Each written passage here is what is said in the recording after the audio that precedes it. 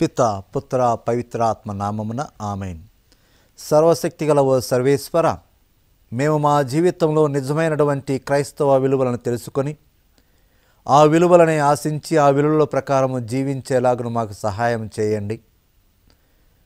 ఈ క్రైస్తవ విలువలని లోక సంబంధమైన విషయముల కోసము కోల్పోకుండా మంచి జీవితాన్ని జీవించి మీ కుమారుడైన క్రీస్తునాథునికి మేము సాక్షులుగా జీవించేటటువంటి కృపావర ప్రసాదాలని మాకు దయచేయమని మిమ్మల్ని మా ప్రభు అయిన క్రీస్తు నామమున బ్రతిమాలి ప్రార్థిస్తూ ఉన్నాం. క్రీస్తునాథుని యందు మిక్కిలి ప్రియమైనటువంటి సహోదరి సహోదరులారా, గత వారం మనం యాకోబు పుట్టుకను గురించి ధ్యానించి ఉన్నాం. యాకోబు ఈసాకు రెబ్కాల పుత్రుడు అని, వారికి జన్మించిన కవల పిల్లలలో రెండవ వాడు అని, మొదటివాడు ఏసావు అని, ఈ ఏసావుని ఈసాకు ఇష్టపడ్డాడు అని, ప్రేమించాడు అని, రెబ్కా యాకోబుని ప్రేమించాడు అని మనము ధ్యానించి ఉన్నాం. ఈ వారం ఏ విధముగా ఏసావు ఒక ఎర్రని పులుసు కోసం తన జ్యేష్ఠ పుత్ర హక్కుని యాకోబుకు అమ్మివేశాడో ధ్యానించుదాం. దాని యొక్క ఫలితాలను కూడా అర్థం చేసుకోవటానికి ప్రయత్నించుదాం. ఇది ఆదికాండం 25వ అధ్యాయం 29 నుండి 34 వచనాల్లో మనము చదువుతూ ఉన్నాం. ఆకలిగా ఉన్నటువంటి ఏసావు యాకోబు వద్దకు వచ్చి ఎర్రని పులుసుని ఇవ్వమని అడిగినప్పుడు యాకోబు అతని జ్యేష్ఠ పుత్ర హక్కుని అమ్ముకోమని ఒత్తిడి చేస్తాడు. ఆ ఒత్తిడికి తల ఒగ్గినటువంటి ఏసావు తన జ్యేష్ఠ పుత్రత్వాన్ని అమ్ముకున్నాడు, తన యొక్క ఆకలిని తీర్చుకొని ఉన్నాడు. ఇది మనము ధ్యానించబోతూ ఉన్నాం. ఇక్కడ మనం ఒకటి గమనించాలి. ఏసావు కోల్పోయినటువంటి జ్యేష్ఠ పుత్రాధికారం అంటే ఏమిటి?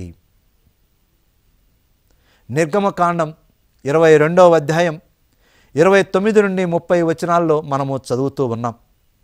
మీ పొలము ఫైలులో తొలి వెన్నులను, మీ ద్రాక్ష తోటలో తొలి పండ్లను జాగు చేయక నాకు సమర్పింపవలను. మీ తొలిచూలు బిడ్డలను నాకు అర్పింపవలను.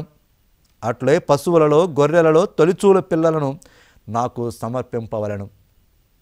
ముందుగా జన్మించినటువంటి ఏసావు తొలిచూలు బిడ్డ, దేవునికి చెందినవాడు.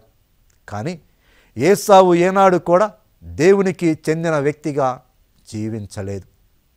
అందుకే చాలా సులువుగా తన జ్యేష్ఠ పుత్రాధికారాన్ని తన తమ్ముడైనటువంటి యాకోబుకి అమ్మివేసినాడు.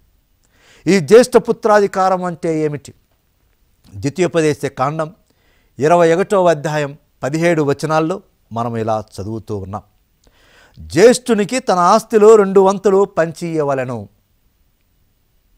ఆస్తిలో 2 వంతులు ఎక్కువ జ్యేష్ఠపుత్రునికి లభిస్తూ ఉంది. ఏసావు జ్యేష్ఠుడు కావున యాకోబు కంటే 2 ఎక్కువ పొందుతాడు. పురాతన హీబ్రూ సమాజంలో జ్యేష్ఠాధికారము చాలా విలువైనది. ఆస్తిలో 2 భాగాన్ని పొందుతారు. తండ్రి తర్వాత అతడే కుటుంబంలో ప్రముఖుడవుతాడు. సోదరులు సోదరీమణులు అతని కింద అణిగిమణిగి ఉంటారు. కేవలము ఒక మూర్ఖుడు మాత్రమే దీనిని కోల్పోతాడు.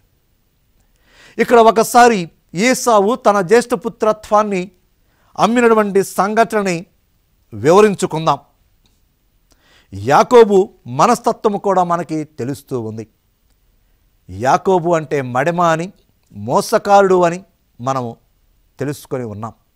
ఇతడు ఒక మ్యానిపులేటర్, అంటే కుతంత్రుడు, కుయుక్తి లేకపోతే యుక్తిపరుడు.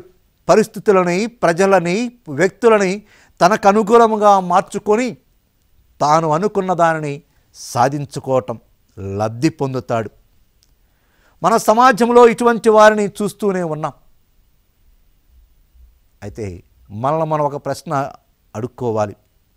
ఎవరైనా మనల్ని ఉపయోగించుకుంటున్నారు అంటే మనము వారిని ఉపయోగించుకునేటట్లు చేస్తే తప్ప ఎవరు కూడా మనల్ని వారి యొక్క స్వప్రయోజనం కోసము ఉపయోగించుకోలేరు.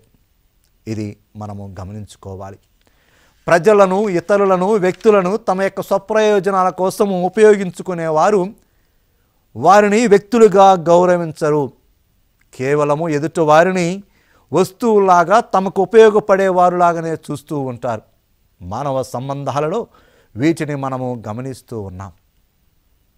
ఈ ప్రపంచంలో, ఈ సమాజంలో అనేక మంది అనేక విధాలుగా ఉపయోగించుకుంటూ ఉన్నారు, వాడుకుంటూ ఉన్నారు. ఇంకా ఒక విధమైనటువంటి గాఢమైనటువంటి పదం ఉపయోగించాలి అంటే అది ఆ ఉపయోగించుకోవడం అనేది మంచితనముతో కావచ్చు, జాలిగాద చెప్పి కావచ్చు, ప్రేమ అని చెప్పి కావచ్చు, అబద్ధాలు అని చెప్పి కావచ్చు.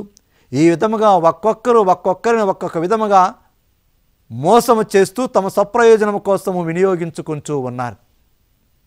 మానసిక లేకపోతే భావోద్వేగాలతో కూడా ఆడుకొని ఇతరులు వేరే వారిని ఉపయోగించుకొని తమ స్వప్రయోజనాలని సాధించుకుంటూ ఉన్నారు. ఇటువంటి వాడే యాకోబు. ఇక్కడ మనం ఒకసారి యేసు ప్రభుని గురించి తెలుసుకుందాం. యేసు ప్రభు ప్రజలని, ఇతరులని ఎప్పుడు కూడా వస్తువులాగా ఉపయోగించుకోలేదు. ఎవరిని కూడా తన స్వప్రయోజనం కోసము వాడుకోలేదు. ఎవరి మీద కూడా తాను బలవంతముగా రుద్దలేదు. మగ్దలైన మరియా వేశ్య, ఆమె నుండి ప్రభువు 7 దెయ్యాలను వెడలగొచ్చాడు అని లూకా శుభవార్త 8వ అధ్యాయము 21వ వచనము చెబుతూ ఉంది. మొదటిసారి ఆమెను ప్రభువుని కలిసినప్పుడు ఆమె జీవితంలో మొదటిసారిగా మొదటి వ్యక్తిని కలుసుకుంది. ఏమిటి మొదటిసారిగా మొదటి వ్యక్తి అని?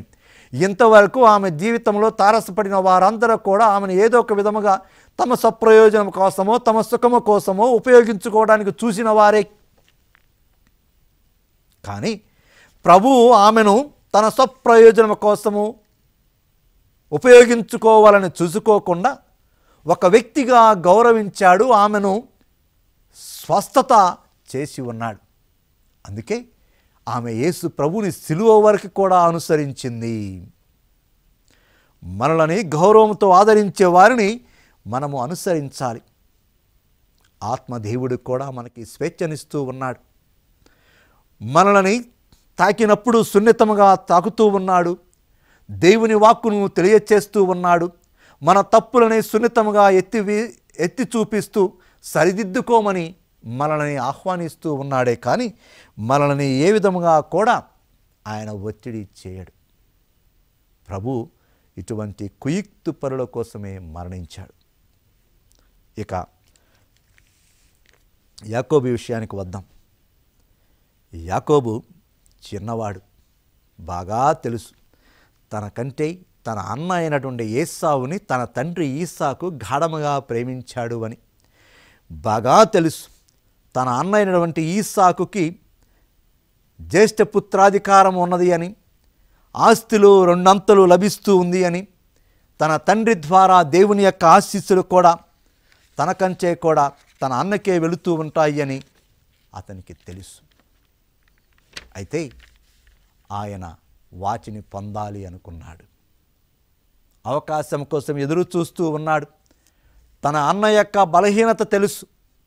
తన అన్నకి ఏది రుచికరమైనటువంటి ఆహారమో, ఏది ఇష్టమైనటువంటి ఆహారమో కూడా తెలుసు. కాచుకొని ఉన్నాడు. ఆ క్షణము రానే వచ్చింది.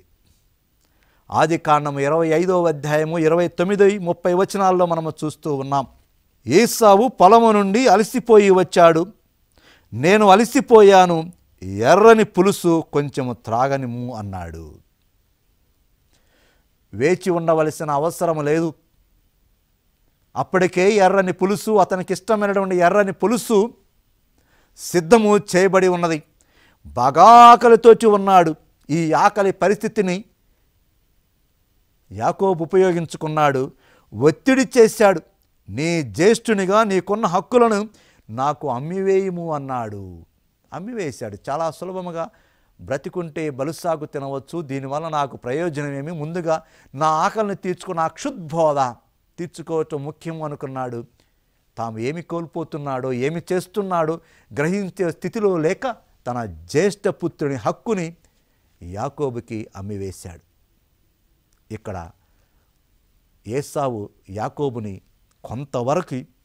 కొంతవరకు నిందించవచ్చు. యాకోబు ఒత్తిడి చేసినంత మాత్రాన ఏసావు అమ్ముకోవలసిన అవసరం లేదు కదా.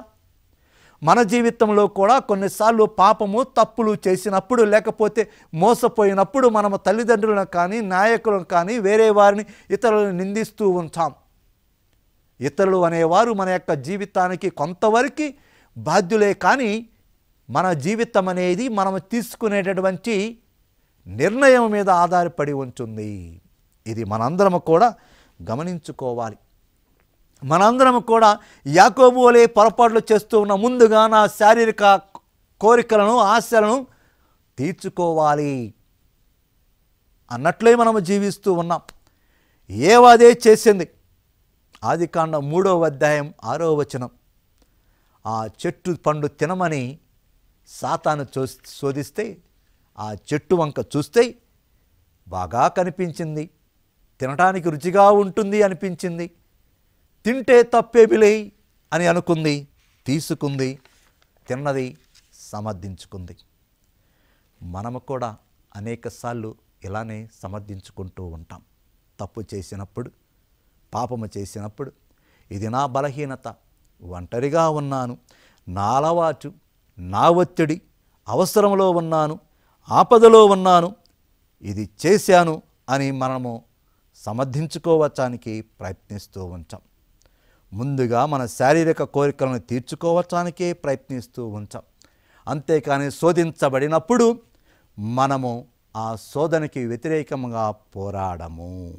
ఒక చిన్న విరామం తీసుకొని మరలా వచ్చి ఈ విషయాన్ని గురించి ధ్యానించుకుందాం.